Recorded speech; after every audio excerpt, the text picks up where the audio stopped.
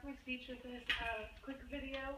I think that the ad really explains a lot what I want to talk about, and so it's just a quick little video that I want to start off with.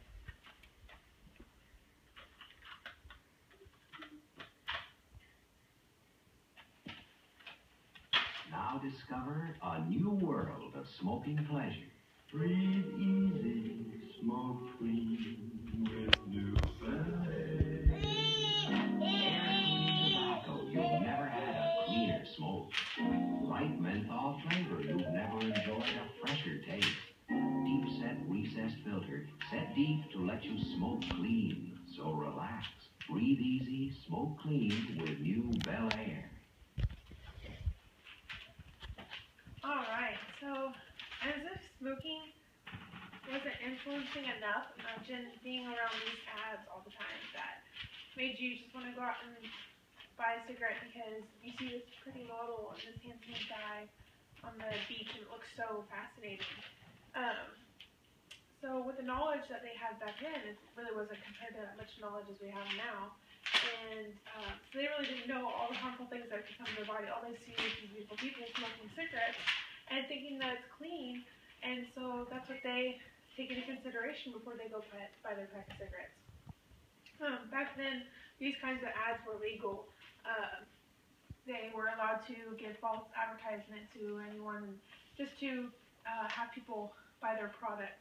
And as of today, these ads are not legal anymore. They have to be, there actually are more things against smoking than there are for it.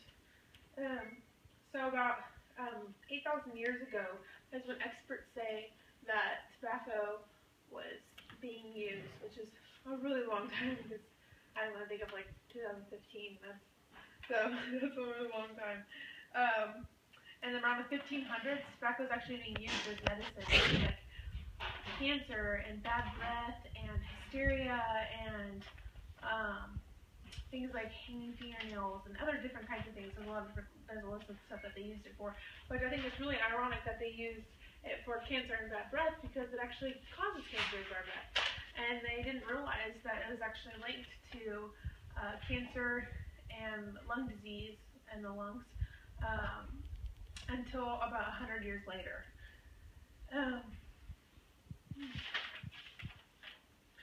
Tobacco in the 17th and 18th centuries was a huge resource for money. That's how they got most of their wealth is through tobacco companies. I think still today that it's still a large majority of how people make money and how this world circulates the money, but I think it was a lot larger back then because they knew less of what we know now. In 1884, James Bonsack received the patent for the first cigarette rolling machine, and that actually really skyrocketed the sales. It made the sales go up a lot higher because if there's more cigarettes being produced, then obviously there's going to be more consumers buying more cigarettes.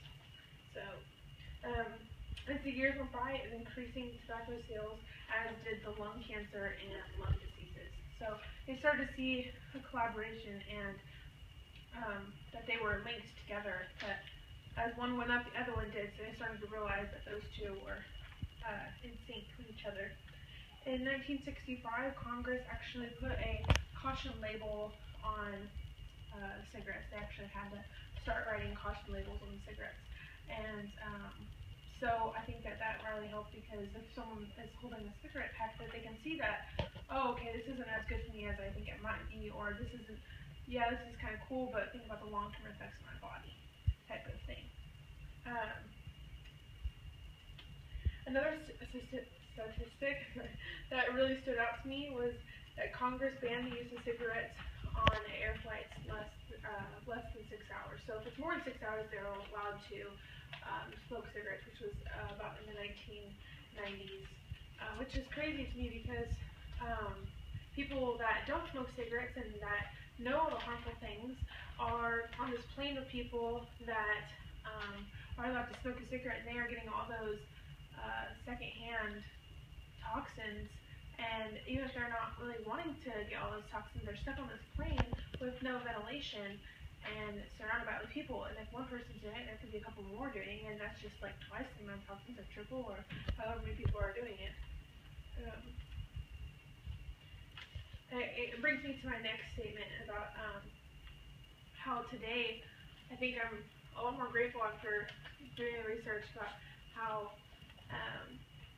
people is more restricted. That there's, you know, at amusement parks and stuff, there's certain areas for smokers to go, and at stores, there's not smoking in stores, and some people say that it needs to be like 10 feet or 20 feet away from the store. And I realized back then, how it is now, like, that we're not surrounded as much by it as they were back then. That actually is overlooked a lot of times, and that it keeps getting more and more restrictions on it, so I really appreciate that. Today I see people like my grandmother who smoke about 2 packs a day, and I wonder why. Like, why do they do it? They know all the toxins that go in their body. I just don't understand. Like, it's almost as if a huge crisis has to happen in order for people to really open their eyes and see what they're doing to themselves. And I suggest that if any of you are ever thinking about smoking a cigarette, that you really think about the long-term effects it's going to have on your body. Because it might sound cool or be good for a weight loss thing for however long, but 40 years from now, you know, your lungs could be dead. So, thank you for listening to my presentation.